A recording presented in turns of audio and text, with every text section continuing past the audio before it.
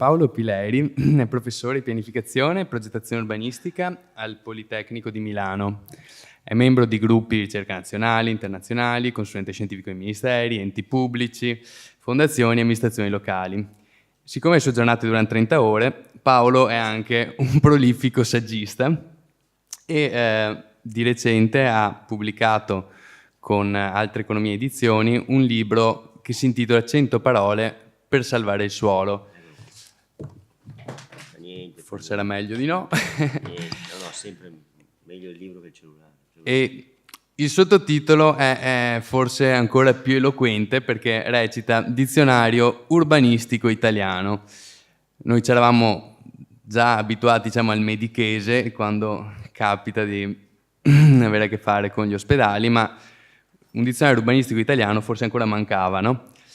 Ecco, io ho trovato una tua quote, una tua frase in cui scrivi che l'esperienza di studio e sul campo mi ha convinto i consumi di suolo nascano da una manomissione delle parole e l'urbanistica, così come dall'ignoranza, dall'abitudine a fare urbanistica in un certo modo, ma soprattutto all'incomunicabilità tra chi abita le città e chi decide del suo futuro. Ecco, vogliamo un po' partire da qua, cioè perché è così difficile parlare di urbanistica? Io non riesco a mettere già quindi lo fai tu, grazie.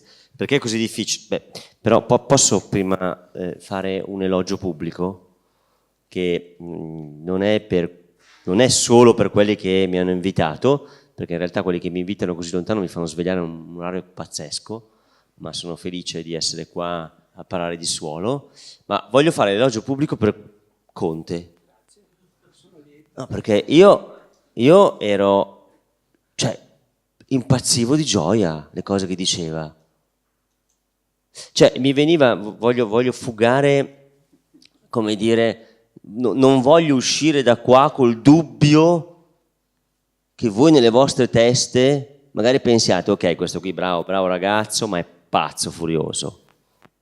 Io ho le mie cose da fare, i miei conti da tenere, i miei vigneti da curare, bella storia, la raccontiamo a Natale, a Pasqua, ma ragazzo, qui l'economia va da un'altra parte. No, lui è quello normale, gli altri sono quelli non normali. Cioè bisogna capire questo. Cioè noi invitatelo a cena e fatevi raccontare questa storia fino a imparare la memoria. Cioè, o il suolo, questo fa parte anche dell'urbanistica, cioè credo che alla fine siamo tutti, come dire, attraversati da una corrente terribile che è l'ignoranza. Noi non sappiamo più cos'è il suolo, non lo sanno gli urbanisti, che forse non l'hanno mai saputo, ma è terribile pensare che gli agricoltori non sappiano cos'è il suolo, che i laureati in agraria non sappiano cos'è il suolo, no? Dopo adesso io so com'è, gli oratori sono dei fighi pazzeschi, possono parlare. No, però, bravo, no, ma questo, bravo, non si insegna più nelle scuole. Allora, no, aspetta, adesso non arrabbiatevi, no, lo dico io, non si insegna, non mi interessa che si insegni cos'è il suolo, quei lombrichi, le talpe, quelle maledette immagini, non ci servono a nulla. Noi dobbiamo spiegare ai nostri ragazzi che con il suolo si mangia e che se il suolo viene usato male, non si mangia più. Cioè, allora, dobbiamo superare, ce l'abbiamo fatta? No, questo evento che è fantastico, siamo felici di dire evento, ma no. Allora, c'è qua, eccolo qua. Perfetto. Allora, quindi il racconto di cosa è il suolo e perché dobbiamo spendere la nostra vita, alzarci, come poi dirà Michele Munafuori, 4:30 del mattino e da Roma venire ad Asolo a raccontare cosa è il suolo e perché il consumo di suolo oggi ci sta uccidendo, oltre al fatto, per usare una parlata lombardo-veneta che la capiamo molto bene, perché il consumo di suolo mette le mani in tasca ai cittadini, così capiamo questa questione, per quello noi ci svegliamo a un orario assurdo e facciamo chilometri per raccontare queste cose, però dobbiamo mettercele tutte in testa, perché prima sentivo qualcuno che diceva ma non diciamo questi dati che magari poi ci vengono gli incubi la sera e i nostri politici poi non prendono sonno. No, dobbiamo dire questi dati assolutamente. Non solo, a me non sembra di sentire, come dire, l'associazione degli agricoltori in Lombardia, ma forse anche in Veneto, perché se no le informazioni arriverebbero, c'è il World Wide Web, no? Invece queste informazioni non arrivano perché forse non ci sono le informazioni. A me non sembra di sentire le associazioni degli agricoltori che si incatenano perché fanno le autostrade al posto dei campi. Io non le sento. Quindi bisogna recuperare, però bisogna dirlo ma con una voce diversa da quella che probabilmente si usa, perché non è sufficiente probabilmente. Quindi davvero io sono molto felice di sentire, cioè quello che lui racconta, l'agroecologo, esiste solo l'agroecologo, gli altri non so cosa ne faccio. Cioè quelli che sono degli agronomi perché suggeriscono gli agrofarmaci, a me non è che interessino molto. Mi interessano gli agroecologi. Questi sì, mi interessano molto. Tra l'altro ha un cognome Conte che secondo me con un cambio di identità possiamo anche prendere quel Conte lì e mettere questo Conte qui. E l'Italia, guardate, secondo me con lui l'Italia farebbe delle cose spettacolari. Guardate che nel 1951, io scherzo ma mica tanto, nel 1951 il Presidente della Repubblica, allora un economista, uno dice cavolo, un economista, chissà che guai che mi fa, Luigi Einaudi, nel 1951 sul Corriere della Sera, dove noi non scriviamo che le autostrade e le tangenziali dei 1000 comuni che abbiamo tra Veneto e ci distruggono le aree agricole, non scriviamo questa cosa perché magari dopo la notte non dormiamo. Quindi il Presidente della Repubblica scriveva che il maggior compito e sforzo di questo Paese deve essere difendere il proprio suolo, il suolo italico, la terra. Diceva questa cosa, 1951, perché andava in giro il Presidente della Repubblica e si stava già accorgendo che la ricostruzione, insomma, non era proprio che ricostruivano quello che era bombardato, costruivano di fianco e rimaneva quello che era bombardato.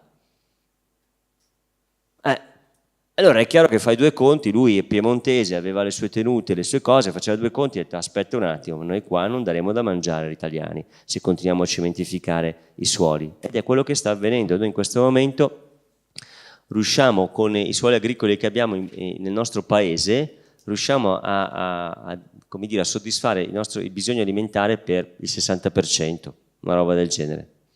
Il che non vuol dire che non deve venire nessuno, sbagliato. Il che vuol dire che dobbiamo fare in modo di evitare di avere uno sbilanciamento ancora più grave nella nostra bilancia dei suoli. Cosa sta succedendo? Non lo so, perché io devo aver toccato questo.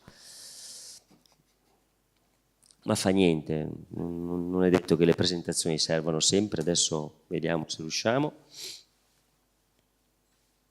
Adesso non dirò niente sui numeri del consumo di suolo, fatemi dire solamente una cosa che dopo Michele Munafò di Ispra Roma confermerà, vi annuncio con massimo dolore, non massimo gaudio, che il Veneto è il primo in Italia per consumo di suolo. Ecco, quindi così sappiamo. Cioè è un allarme, cioè c'è da preoccuparsi, bisogna davvero, mi piacerebbe che questo venisse, come dire, raccontato su tutti i giornali, quasi ogni giorno, ma non per spaventare, perché ma cosa volete spaventare? Per prendere consapevolezza. Sapete chi è? Si chiama Greta.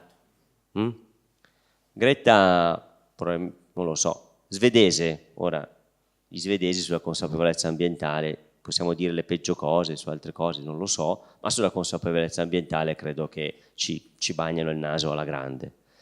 Bene, Greta, svedese, in Polonia, protesta, fa lo sciopero della scuola, furbetta anche, sciopero della scuola, lascia fare. Vabbè, fa lo sciopero della scuola perché dice che qua, ragazzi, chi ci governa non sta facendo sul serio, non sta prendendo le misure che servono per interrompere il declino che sta accadendo, in cui tutto sommato, come dicevo prima venendo qua in macchina, cioè ormai noi viviamo del fatto che ognuno si deve salvare da solo, che è l'enorme errore di questa concezione sociale, no? Nessuno si salva da solo, nessuno si salva da solo.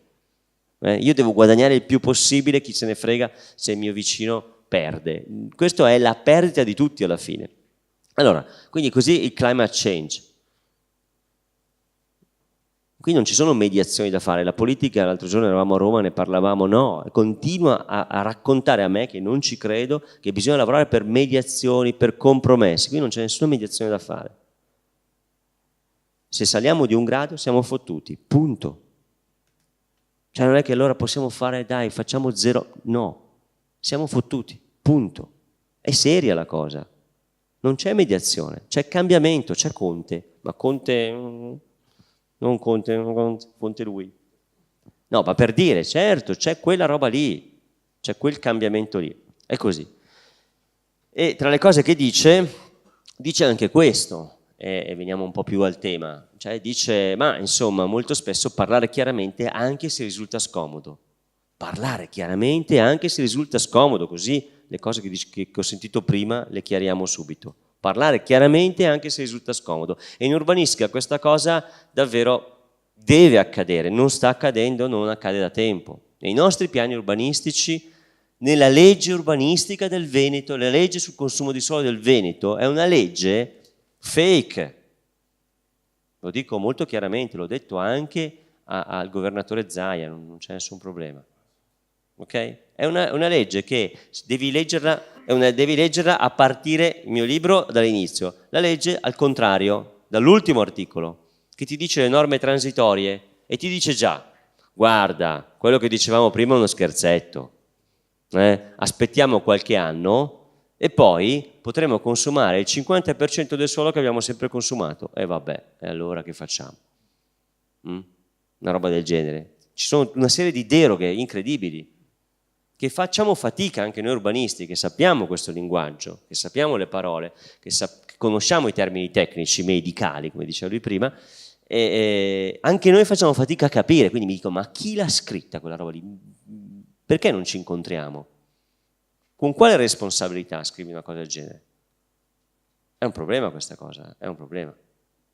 Perché non ci mettiamo a contare i capannoni vuoti? Perché non ci mettiamo a contare le case vuote? Perché non ci mettiamo a contare l'incompiuto Veneto? Perché poi siamo tutti bravi a dire che al sud c'è l'incompiuto, l'abuso, ma contiamo le case che non sono state finite, sono lì, ce ne sono, solo che in Lombardia e in Veneto e in Piemonte siamo tutti un pochettino più bravi, le copriamo, le facciamo, ci mettiamo davanti agli alberi, non si vedono, mentre da altre parti d'Italia insomma non c'è tutta questa cura e quindi le vediamo subito. Ma se le contiamo, se in Lombardia conto le case non utilizzate, non sono di meno che nel sud Italia, non crediate.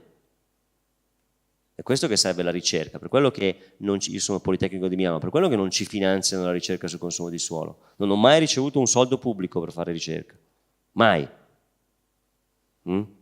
Forse non è un caso.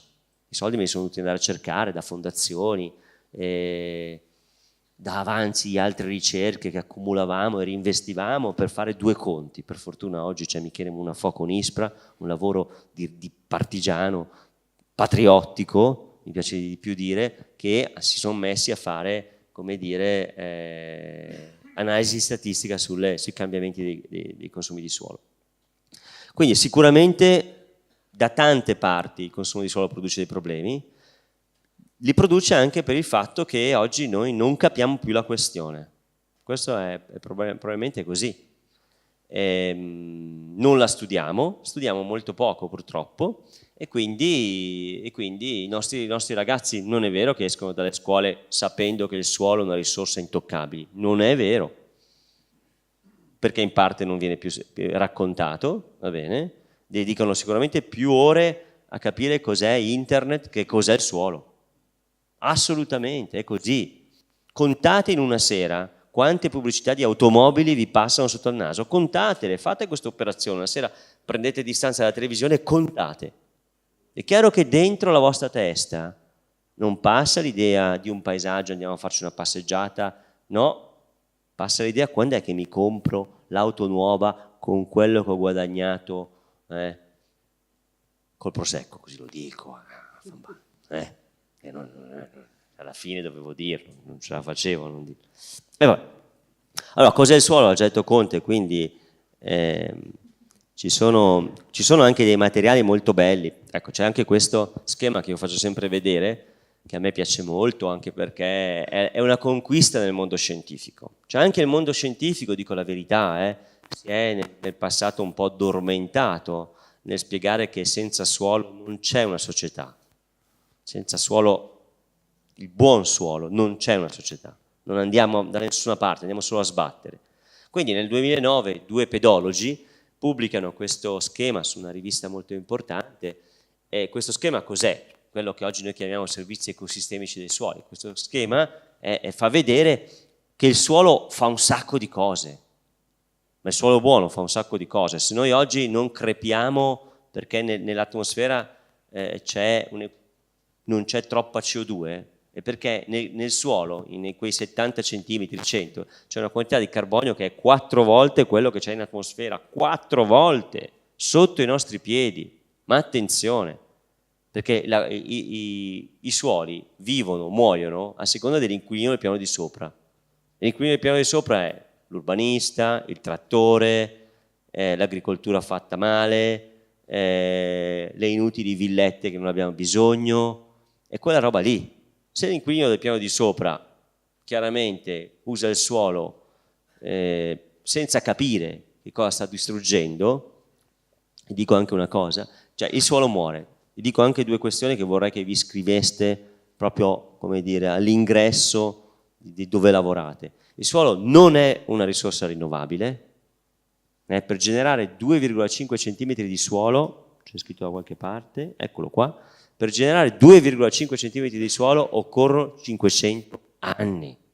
Cioè i processi che lui prima raccontava, anche di mineralizzazione, come dire, anche di umificazione, sono processi lenti, possiamo un po' accelerarli, per carità, ma sono lenti. Con una benna in 6 secondi tiriamo via 3.000 anni di lavoro del suolo, in 6 secondi. Cioè, rendetevi conto della sproporzione con i nostri mezzi che abbiamo. Quindi c'è un atto di responsabilità o di irresponsabilità nelle cose che facciamo. Qual è il grado di consapevolezza di tutti gli operatori, dagli urbanisti, agli agrotecnici, agli agronomi, agli agroecologi? Qual è il grado di consapevolezza? Questo è probabilmente più basso di quello che abbiamo bisogno. L'altra questione, siccome oggi c'è una parola che pare che salvi tutti, no? La resilienza. Piace, suona bene. Cos'è? Sappiamo poco. Però il suolo non è resiliente. Cos'è la resilienza? Spieghiamolo molto velocemente. Io prendo questa bottiglia, faccio così, la bottiglia torna normale. Faccio così, la bottiglia torna normale. Faccio così, la bottiglia torna normale. Andiamo avanti, no? Faccio così, la bottiglia torna normale.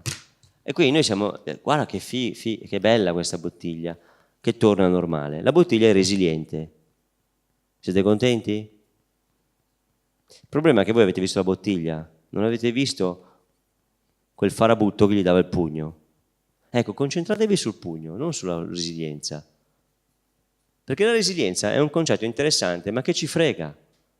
Perché noi pensiamo che tutto torni come prima, e non ci concentriamo su chi dà i pugni alle cose, va bene? Che sono gli inquinanti, che sono, come dire, la cementificazione. Quello è il problema. Cioè, dobbiamo lavorare sulle origini, non sulle conseguenze. Quindi la resilienza è interessante perché di fatto è una caratteristica della natura che ne scopriamo solamente negli anni 2000, anche noi un po' tardini, e meno male che c'è, va bene, perché sennò non saremmo qua. Però attenzione che non vale come, cioè non è che mette in garanzia tutto, siamo sempre noi che diamo il pugno alla cosa, al suolo, ok? Quindi se noi oltre un certo livello tutto collassa. Il suolo comunque non è resiliente, il suolo basta poco per la compattazione, ci sono 7 minacce, le famose 7 minacce del suolo, come dire, per dire poveraccio, sto qui è minacciato da tutte le parti, e non si torna indietro. Sicuramente dalla cementificazione non si torna indietro. Anche qui la legge sul consumo di suolo veneta, ma anche lombarda, anche dell'Emilia Romagna, si sono inventati questo fantastico principio della desigillazione. Wow! Ma dico, ma io mi chiedo veramente dove l'ho andato, perché non ascoltano Conte e non so chi ascoltino. Il principio non si riesce nemmeno a dire, è questo che c'è nelle norme urbanistiche, proviamo a spiegare qua quanto sia una fregatura, è questo. Questo è il parcheggio del centro commerciale, ditemi il centro commerciale che c'è qua. Non figurati, ci sono più centri commerciali che veneti. I Giardini del Sole, pensate anche ai nomi, io di notte andrei lì e cancellerei, farei un'operazione anche di legittimo sabotaggio, i Giardini del Sole. Vabbè, i Giardini del Sole avrà un parcheggio perché ovviamente bisogna andarci in macchina a comprare qualcosa, no? Bene, allora se noi tiriamo via quel parcheggio di 1000 metri quadri, fa niente, facciamo finta che sia 1000 metri quadri, e cementifichiamo 1000 metri quadri di suolo fertile, quello che non si scioglieva nell'acqua, allora 1000 metri quadri cementificati, nel frattempo li ho come desigillati, come tipo apro una scatoletta di tonno, li ho tolti dal parcheggio. Ecco, per la regione Veneto, per la regione Lombardia, per la regione Emilia-Romagna io non ho consumato suolo. Per Conte? Una catastrofe, ha detto adesso lui. Capite? Cioè questo c'è scritto nelle nostre norme. E attenzione, perché c'è una frase che per me è, come la ripeto sempre, penso che anche in Punto di morte la dirò, che dice di Hannah Arendt, che dice questa cosa, quella che ha scritto La banalità del mare, filosofa, quella che ha partecipato al processo di Norimberga, visto che siamo prossimi ai giorni, no? E si rendeva conto della banalità del male. Lì si parlava di ebrei nazisti, però guardate che la banalità del male è anche la banalità con cui uccidiamo il suolo, non ci rendiamo conto.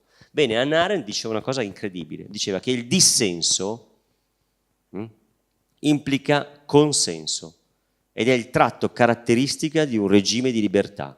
Possiamo dissentire, possiamo assentire. Chi sa, attenzione però, Giardini del Sole, attenzione, chi sa di poter dissentire sa anche che in qualche modo, quando non dissente, esprime un tacito assenso. Quindi se sulla legge sul consumo di suolo della Regione Veneto c'è scritta questa cosa della desigillazione e noi non diciamo niente, siamo d'accordo. Se noi non capiamo quella legge, dobbiamo alzare la mano e dire noi non capiamo quella legge urbanistica. Urbanisti, scrivete chiaro. È un nostro diritto capire. Perché drammaticamente, senza accorgersene, se noi non facciamo questa domanda, ci troviamo dalla parte di quelli che sono d'accordo. Che sono d'accordo, attenzione. Non so quanto tempo ho. Meno suolo, meno cibo, credo che siamo in casa vostra, lo sappiate, però anche questo, i nostri comuni, io dico sempre ai sindaci, ok, voi volete fare un'espansione urbanistica su suoli agricoli, dove peraltro gli agricoltori molto spesso sono d'accordo, purtroppo, vendono. Mia nonna la terra, ma neanche in punto di morte la vendeva, oggi si vende, con una leggerezza che non è più quella che i miei nonni mi avevano trasmesso, ahimè. Però dobbiamo fare i conti con questa modernità. Allora, parliamo di urbanisti. Perfetto, tu immagini un'espansione urbanistica, cioè il tuo comune immagina delle aree edificabili, ok? Queste aree edificabili sottraggono suolo agricolo. Se sottraggono suolo agricolo, sottraggono potenziale cibo che va a sfamare gente. Allora io dico, perfetto, qual è il bilancio agroalimentare comunale? Se tu riduci la capacità di produrre cibo, vuol dire che tu sindaco sei responsabile di una riduzione, tu urbanista, intendiamoci, urbanisti anche loro, sei responsabile di una riduzione della capacità di produrre cibo, quindi mangerà qualcuno in meno. Quindi la conta di tutti i comuni italiani che decidono con il loro piano urbanistico di ridurre la capacità di produrre cibo va sul saldo della bilancia commerciale italiana, peraltro, e aumenta la nostra esposizione all'import. Non è uno scherzetto questa roba, perché questa cosa qua ci rende sempre più deboli nelle negoziazioni, Conte, adesso lui parla Conte, ci rende più deboli nelle negoziazioni internazionali. E tutto parte microscopicamente, tipo prima i microrganismi, tutto parte microscopicamente dal piccolo comune di Asolo, poi dal piccolo comune di Montebelluna, poi dal piccolo comune di Casalmaggiore, poi e così via. La somma fa il casino. Mm?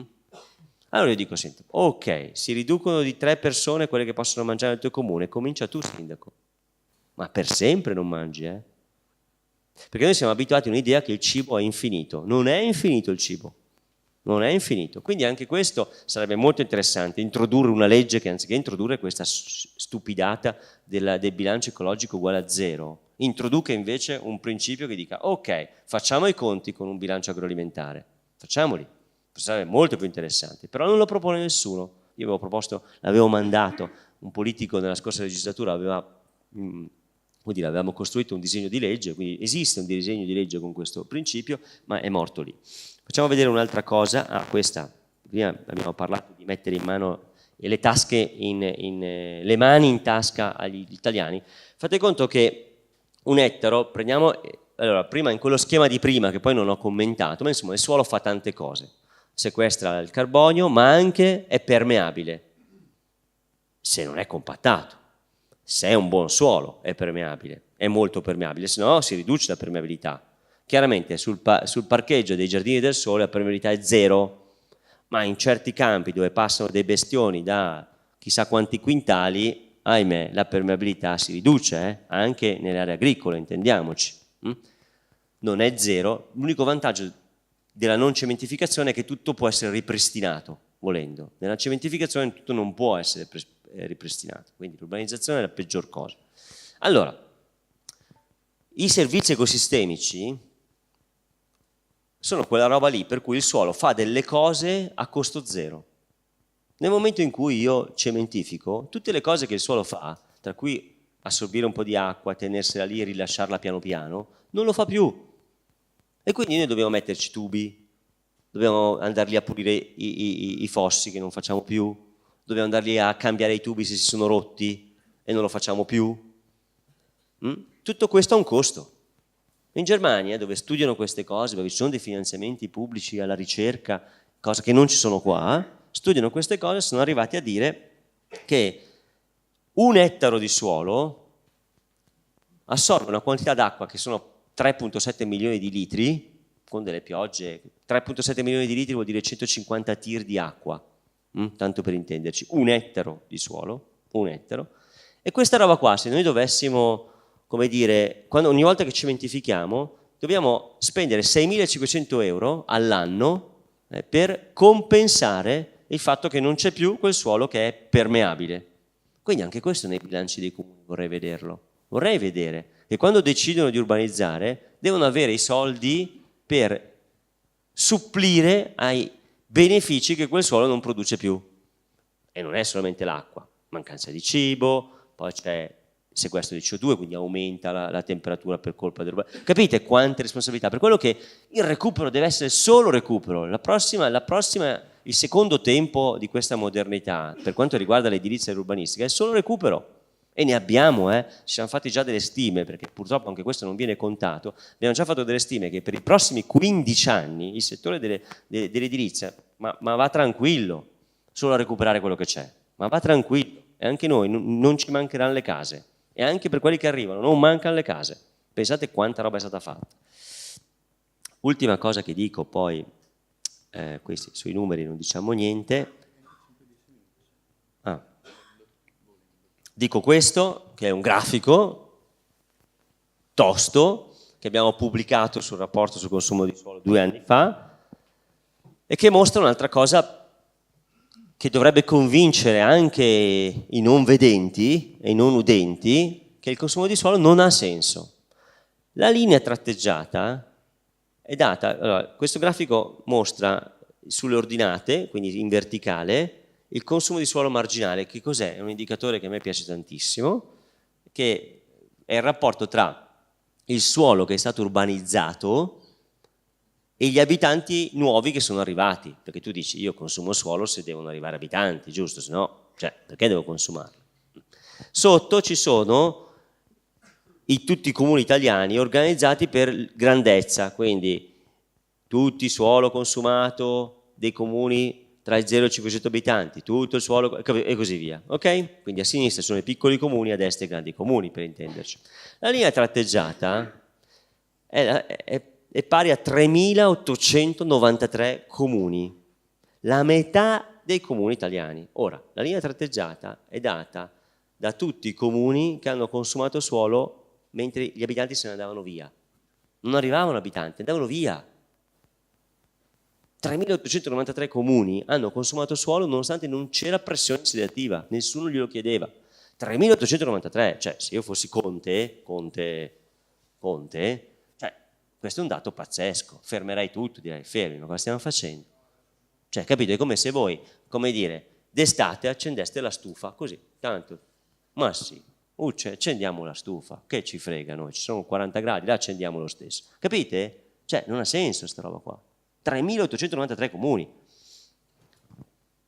La linea continua invece sono i consumi di suolo dei comuni che invece hanno avuto un aumento demografico. Quindi è cresciuta la popolazione, hanno aumentato, però la linea ha un andamento, è un po' più alta nei piccoli comuni e un po' più bassa nei grandi comuni. Cosa vuol dire? Vuol dire che i piccoli comuni, e quando dico piccoli comuni mi riferisco alla definizione ufficiale dello Stato italiano, sotto i 5.000 abitanti, sono tutti piccoli comuni. E quanti sono i piccoli comuni in Italia? Tanti o pochi?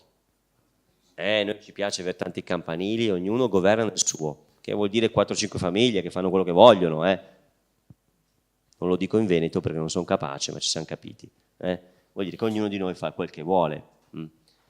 Sono il 70% dei comuni italiani. 70% dei comuni italiani. Allora, i comuni fino a 5.000 abitanti consumano fino a 10 volte di più per ogni abitante insediato.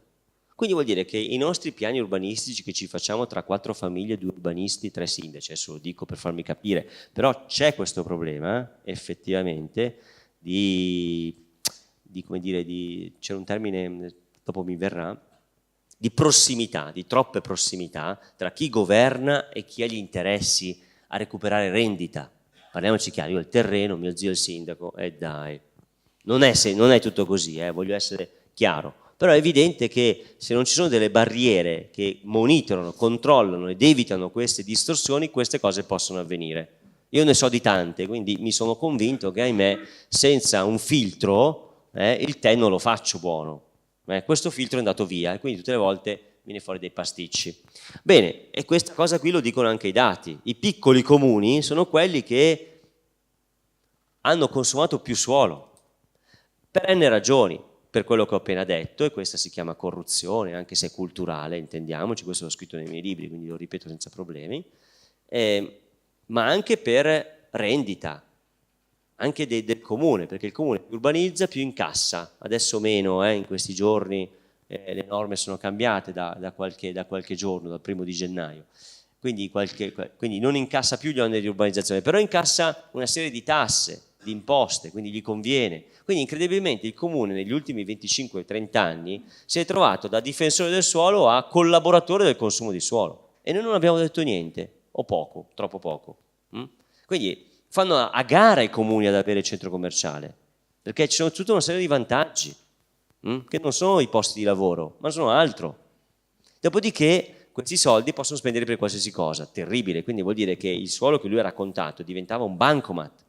Tu facevi consumare, incassavi e con l'incasso pagavi la festa del comune, la sagra del prosecco. E non può funzionare questa cosa. Questa cosa è accaduta veramente. Vabbè, attenzione a questo che immagino, no? Vedete, questi sono dei rugbisti, grandi e grossi, e poi c'è in mezzo quello piccolino, il pivot, più o meno. Ecco. Attenzione che non è che noi dobbiamo puntare gli occhi solamente su Padova, solo su, come dicevo prima, su Milano, perché in realtà molte cose accadono e qui le norme, inclusa la norma sul consumo di suolo della Regione Lombardia, di cui leggevo un articolo stamattina in treno, la norma della Regione Lombardia è del 2014. Chi di noi fin dal 2014 dice che è una legge assurda che produce il contrario del suo titolo, è stato ovviamente messo in un angolo e coperto di fango. Tanto fango e suolo, lascia fare. Ci hanno coperto di fango, non sapevano che ci coprivano di suolo, non lo sapevano e questo fa già capire, no? Vabbè. E oggi leggo degli articoli che anche dei più moderati dicono, ma porca miseria, Non stanno accadendo le cose che, ma guarda, non stanno accadendo le cose. Questo è il comune di Leggiuno, per dire, ne prendo uno a caso, mi spiace per Leggiuno, che poi se la prenderà con me, ma Leggiuno è sul Lago Maggiore, quindi stiamo parlando di un contesto paesaggistico pazzesco, noi potremmo vivere di turismo, ma non avete idea. No, il comune di Leggiuno decide che, sono 2000 abitanti, di avere ben 89 aree trasformabili. Cioè più o meno ogni famiglia, 89, i miei studenti ne hanno contate 89, attenzione, siccome queste 89 le vedete sono un po' rosine, sono lì in mezzo, mischiate nel tessuto urbanizzato, non dico a caso tessuto urbanizzato, perché è un'altra delle parole magiche dell'urbanistica degli ultimi anni, perché se tu hai una macchiolina nel tessuto, dai, fa niente, la camicia è sempre camicia, è così uguale. Se tu urbanizzi un'area che è un suolo libero, magari anzi è un orto da anni, quindi è anche un buon suolo, se tu urbanizzi dentro il tessuto sei già condonato in partenza, non è consumo di suolo, ma è pazzesco. Le ultime leggi, anche qua, dicono questo. Quindi il comune disegna col pennarello un confine, dice che quello che è dentro si chiama tessuto urbano consolidato o tessuto urbanizzato, credo che il Veneto lo chiami tessuto urbanizzato, se non mi ricordo, e tutte le trasformazioni che accadono lì dentro, anche se sono spazi liberi, non sono conteggiati come consumo di suolo. Peccato che, so a memoria i dati della Regione Lombardia, peccato che in Regione Lombardia il 60% di tutto il suolo che potrebbe essere consumato, ovvero quello che è nella pancia dei piani urbanistici, è esattamente dentro lì. Cioè, quindi hanno fatto ci sono tantissime norme, va bene, che di fatto nel titolo dicono contenimento, neanche fermi tutti, contenimento del consumo di suolo, va bene, ma poi nei fatti i meccanismi lessicali o la nostra resistenza a non voler capire le cose che prima venivano spiegate fanno sì che producono gli effetti contrari. Ma questo, e chiudo convento, attenzione perché gli effetti contrari producono un altro danno, che fin tanto che noi siamo intrappolati in questo cerchio maledetto del sviluppo uguale cemento, sviluppo uguale devo andare di corsa, le merci le devo spostare a 300 all'ora, poi le tengo nel capannone 2 giorni, però quando andavano veloci era una goduria. Attenzione che quando sono dentro questo modello di sviluppo, non riesco a generare altre idee. Non riesco, è incredibile. Cioè, sin quando penso all'autostrada, penso che la ciclabile sia una cazzata. È incredibile. Sin quando penso a un'azienda agricola fatta in un certo modo, non capisco che un'azienda agricola biologica può essere un vantaggio gigantesco, perché non ci metto nemmeno più la testa. Cioè, i modelli alternativi esistono e sono possibili, producono posti di lavoro di qualità, ma non li consideriamo più, perché è prevalente tutto un altro modello. Quindi attenzione, perché quella roba lì distrugge cioè nel momento in cui tu dicessi con chiarezza non consumi più suolo, io sono certo che il mondo dell'edilizia tirerebbe fuori ancora la capacità a recuperare, a restaurare, a fare le cose bene, e la gente imparerebbe che vuole una casa bella, non 3 case brutte. Che cazzo se ne fa di 3 case brutte, va bene? Ne vuole una bella e spendi uguale, spendi uguale. Nel frigorifero io faccio il gioco con i miei studenti, spendono 500 euro a settimana per mangiare e comprano cazzate, mangia un po' meno e compra prodotti agricoli migliori. L'agricoltore è contento, tu sei in linea, non devi neanche spendere per la palestra, lascia fare, compri delle cose migliori e il paesaggio vive meglio. Pensate che roba, ma questa roba qui non si pensa più. Chiudo convento perché questo qui che è il progetto che esattamente nasce dalla lotta contro il consumo di suolo, il progetto di una ciclabile da Venezia a Torino. Passa anche in Veneto, nella zona di Rovigo. Ah, ma che cazzo, ma lei pensa a queste cose, qui l'economia ha bisogno, e lei pensa con una ciclabile, professore, di rispondere ai bisogni dell'economia e dell'occupazione? Sì, penso proprio così. Ma non lo penso solo io, lo pensa tutta l'Europa centrale. La Germania, con la ciclabilità turistica, fa 9 miliardi all'anno di indotto, 9 miliardi. Cioè ha 10 volte gli occupati nostri. solo con la rete ciclabile, che gli costa 10 volte meno, 20 volte meno della rete autostradale. Quindi, vuol dire che con un investimento 1 produci il vantaggio 10. E noi invece investiamo 10 e produciamo un vantaggio 1. No, non funziona questa cosa.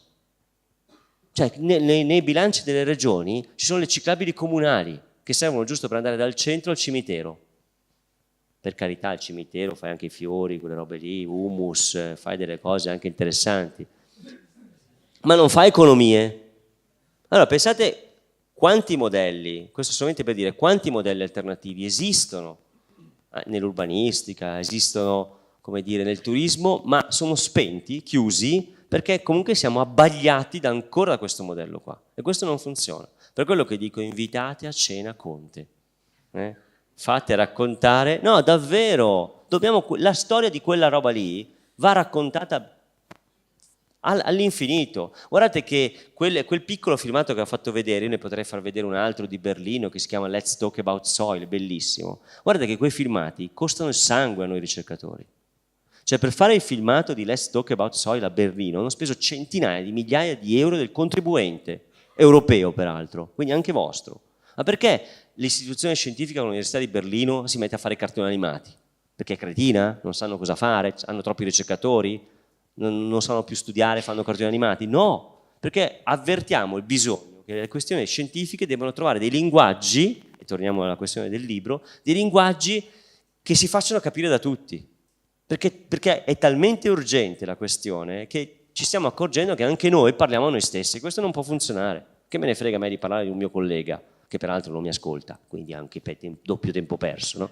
Quindi cosa serve? Non serve a niente. Allora proviamo a usare, come dire, il nostro sapere scientifico che ci siamo guadagnati, abbiamo negli anni, per riuscire a cambiare le cose. Siccome le cose le cambiamo assieme, tutti, cittadini e intellettuali, non è che sono, no, tutti assieme, e bisogna trovare anche le forme per raccontare. Quindi quel video non è, io immagino che dietro quel video c'è uno sforzo gigantesco.